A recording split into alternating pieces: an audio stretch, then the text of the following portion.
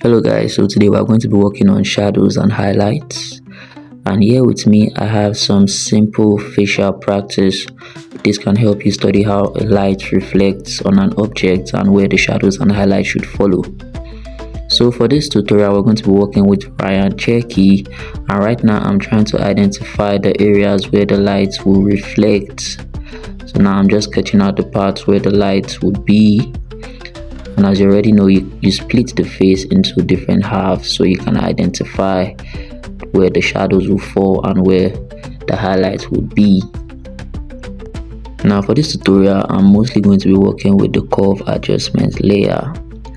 So first off, we're going to start with the shadows, and by doing that I'm going to adjust the slider, bring it down a bit. Now you can see as I drag it down, the image is getting darker, but it's not only just getting darker, it's also affecting the background, and that's where creating a clipping mask comes in, because we're only trying to apply this effect on the player only. So now I'm going to be doubling up on that, so I'm going to be doing it again, but this time I'm going to adjust it slightly a bit to make it even darker. And after doing that, you're going to invert the mask using Ctrl I. You see what this does is it allows you paint a particular part of the object without getting on every side of it. So the next thing we're doing is creating the highlights, and for this curve adjustment layer I'm adjusting it differently. After doing that, invert the mask and create a clipping mask. So now the most important part is studying the opacity as well as the flow. You cannot keep it 100, if not it will be ambiguous. So for this design I'm going to be using 66 opacity and 55% flow.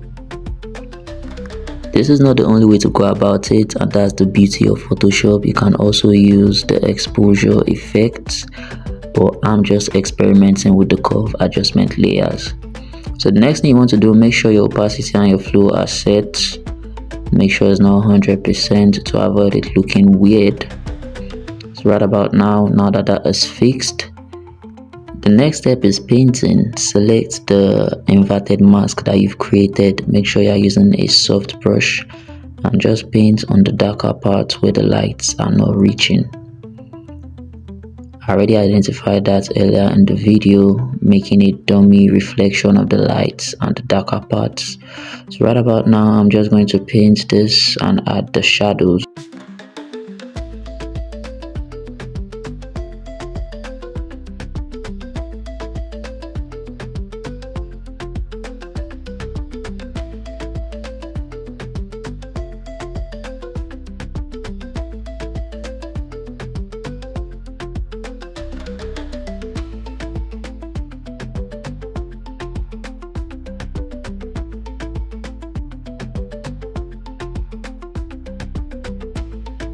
So after completing that part, the next step is adding highlights, and just like we did for the shadows, we're also going to be painting on the inverted mask using a soft brush. Now note that if this doesn't come out really bold, you can always increase the flow or the opacity just to give it a bit more feel. Now remember, the highlights are only for places that the light reflects on. Always keep that in mind. Just like the previous practice samples I showed you earlier, always identify where the lights would reflect on. That's where your highlights would be. So I just increased the opacity just so it could be a lot more bold.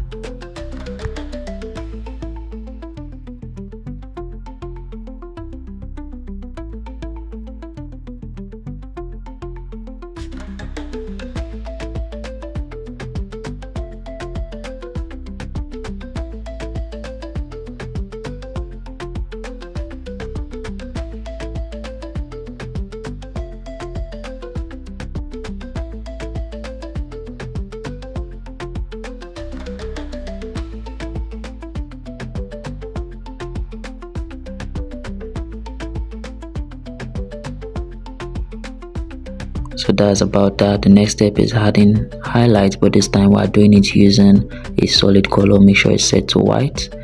Make sure the blend mode is set to color dodge add. Go down to your blending options, hold the Alt key and drag this until you're satisfied. Okay, let's leave it there. Now you can see how bright this looks, but we're not trying to get it on all of the body parts, so we're going to invert the mask, select a soft brush, increase the size a little bit, and then paint on the highlights. You can also reduce the opacity so it's not too much.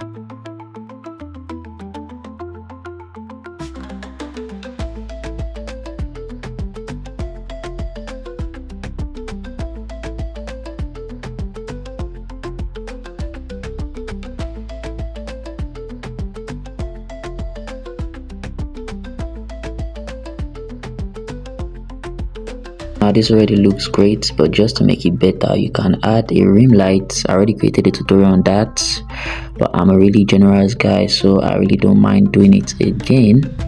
So now for this, you're going to go to your hue and saturation, increase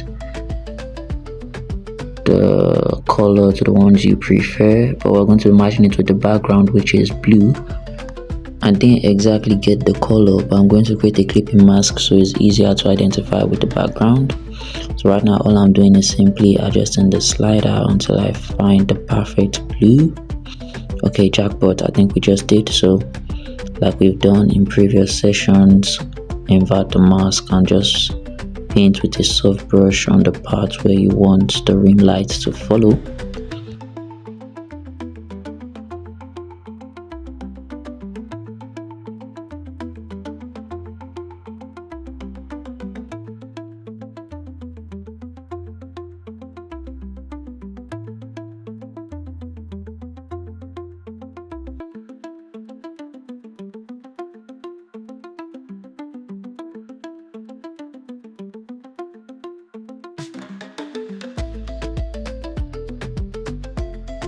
Yeah, so you can just play around with the opacity, play around with the blend mode to give it a soft feeling. So yeah, this was what it looked like before and this is what it looks like now. So yeah guys, we have come to the end of this tutorial video. If you found it helpful, remember to like and subscribe. I love you guys. Peace.